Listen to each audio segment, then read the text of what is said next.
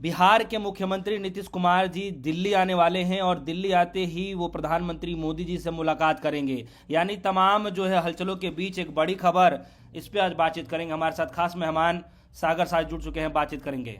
देखिए, पूरे भारत में सियासत अगर देखी जाए तो राज्यों से लेकर केंद्र की जो सियासत है और खास करके 10 साल से पिछले जो डबल इंजन की सरकारें चल रही हैं, वहां हर जगह पर कुछ भी ठीक नहीं है।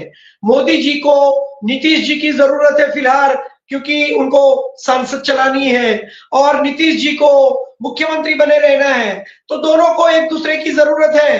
वैसे देखा जाए तो मोदी जी की एक बैसाखी नीतीश जी भी है, लेकिन नीतीश जी भी डरे हुए हैं कि भाई केजरीवाल का जो हाल हो गया, शिंदे जी का जो हाल हो गया, अजीत पवार का, अरे मतलब शरद पवार का जो हाल हो गया, उद्धव ठाकरे का जो हाल हो गया, वो नवीन पटनायक का जो हाल हो गया, उनकी पार्टी यानी कि भारतीय जनता पार्टी की वसुंधरा का जो हाल हो गया, शिवराज सिंह चौहान का जो हाल हो गया, वैसा हाल क्या अब मेरा एनडीए में हो रहा है या होने वाला है, या कुछ ही महीनों में चुनाव आ रहे हैं, तो चुनाव के बाद क्या मेरे साथ भी ऐसा ही होगा जो केजरीवाल के साथ हुआ, जो शिंदे जी के साथ हुआ।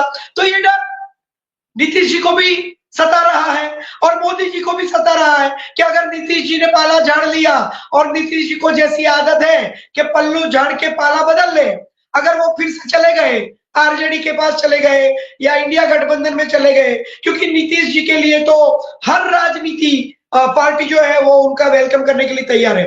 तो नीतीश जी के लिए तो कोई दिक्कत नहीं है, दिक्कत सबसे बड़ी मोदी जी के लिए है, क्योंकि जैसे मोदी जी हर किसी को गिरा देते हैं, अब बारी है नीतीश जी की।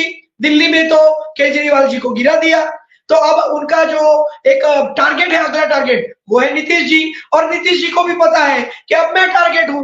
तो दोनों एक दूसरे के साथ जुड़े हुए हैं, फिर भी दोनों एक दूसरे के साथ एक दूसरे को लेकर डरे हुए हैं। और यही जो डर है, नीतीश को नरेंद्र का डर है और नरेंद्र को नीतीश का डर है, तो दोनों ही एक पाले में रहकर भी एक दूसरे के साथ नहीं है, और खुद का पल्लू ऊपर रखने के लिए दोनों एक दूसरे के साथ पैंतरे कर रहे हैं। यही सबसे बड़ी समस्या है और यही सबसे बड़ा आज का भारतीय राजनीति का मुद्दा है, क्योंकि भारत देश के नागरिक ये बोल रहे हैं कि केजरीवाल के बाद अब किसकी बारी, क्योंकि पूरे भारत में 4 लोग ऐसे हैं जो नरेंद्र मोदी को सड़क से लेकर संसद तक हर मुद्दे पर घेरते हैं। उसमें सबसे पहले है भारतीय जनता पार्टी के अंदर जो उनके साथ जुड़े हुए वो नीतीश जी तो है ही, उसके साथ साथ है बंगाल में ममता बनर्जी, उसके साथ है राहुल गांधी, और उसके पहले थे केजरीवाल। ये 4 लोग ऐसे हैं जो पिछले 11 साल से नरेंद्र मोदी को हर मुद्दे पर घेरते हैं और हर सवाल पर जवाब मांगते हैं। तो वहां से केजरीवाल जी का तो उन्होंने कर दिया, कुंभ के मेले में उनको पवित्र कर दिया, उनको मोक्ष दिलवा दिया। तो अब नीतीश जी डरे हुए हैं, क्योंकि अगला चुनाव बिहार में भी है, तो नीतीश जी को लगता है कि केजरीवाल के बाद मेरी बारी है। तो यही सब चल रहा है भारत में, और लोग देख रहे हैं, लोग भी सवाल कर रहे हैं कि केजरीवाल के बाद अब नरेंद्र मोदी का अगला शिकार कौन होगा। आपके तो हिसाब नीतीश से जी को सर भी कौन होगा अगला शिकार? देखिए, जहां जहां चुनाव होते हैं वो अगला टारगेट होता है, अगला शिकार होता है। तो अभी तो बिहार में चुनाव है, सुना है कि अक्टूबर या नवंबर तक चुनाव हो सकता है, या अगर उसको राष्ट्रपति शासन लागू कर दिया वहां पे, जैसे मणिपुर भी कर दिया, तो वैसा भी हो सकता है, तो उसके बाद भी चुनाव होगा। तो चुनाव तो है, तो चुनाव के लिए तो नीतीश जी कब से तड़प रहे हैं, क्योंकि पिछली बार उन्हें 43 सीट्स मिली है।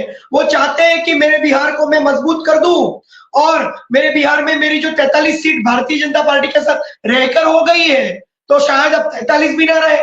तो नीतीश जी चाहते हैं कि चुनाव हो, मोदी जी चाहते हैं कि बिना चुनाव करे ही बिन हरीफ जीत लिया जाए।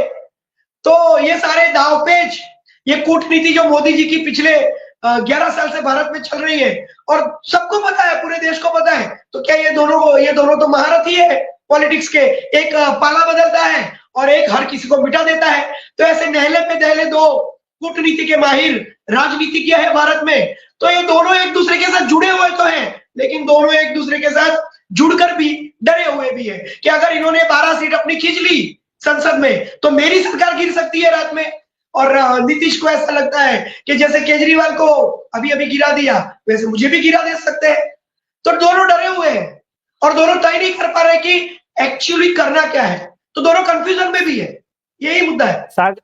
सागर जी, एक सवाल है मेरा कि राहुल गांधी दिल्ली के अंदर जो कमाल किए कि अपनी पार्टी को ना जितवा करके बल्कि जिस पार्टी को हराना चाहते हैं उसमें शायद कामयाब रहे।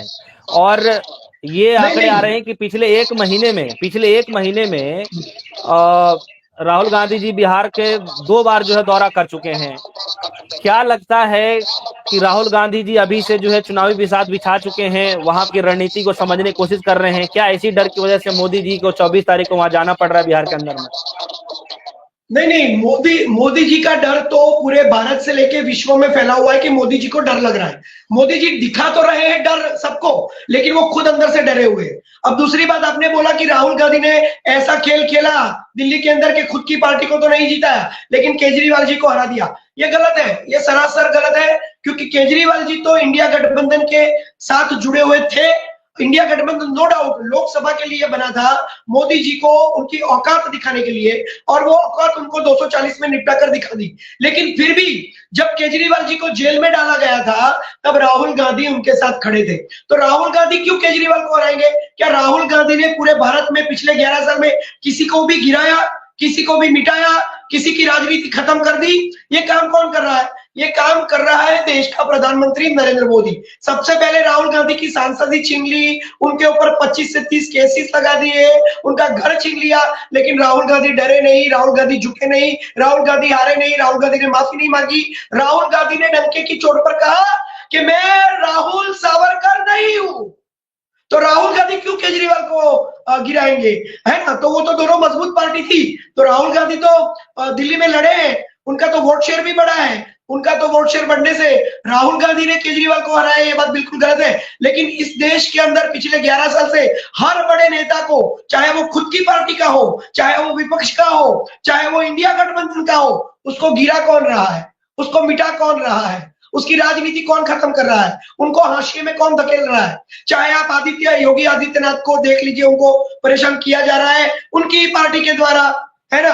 वसुंधरा राजे को देख लीजिए, शिवराज सिंह चौहान को देख लीजिए, वो नवीन पटनायक को देख लीजिए, सबको देख लीजिए, गिरा कौन रहा है? तो राहुल गांधी ने अरविंद केजरीवाल को नहीं हराया है। एक तो अरविंद केजरीवाल की खुद की थोड़ी कमजोरी थी, क्योंकि जो उन्होंने वादे किए थे वो वादे पूरे नहीं किए।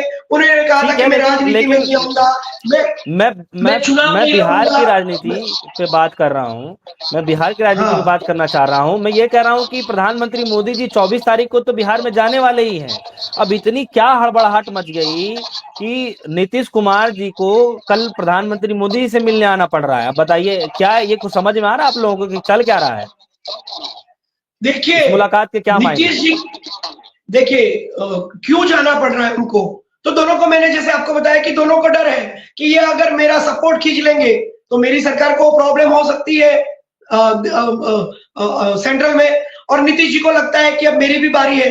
तो दोनों एक दूसरे के साथ फॉर्मेलिटीज कर रहे हैं, दिखा रहे हैं कि हम एक साथ जुड़े हुए हैं। लेकिन मैंने जैसे बताया पहले कि ये दोनों अंदर से डरे हुए हैं। तो डर क्या करवाता है आपको?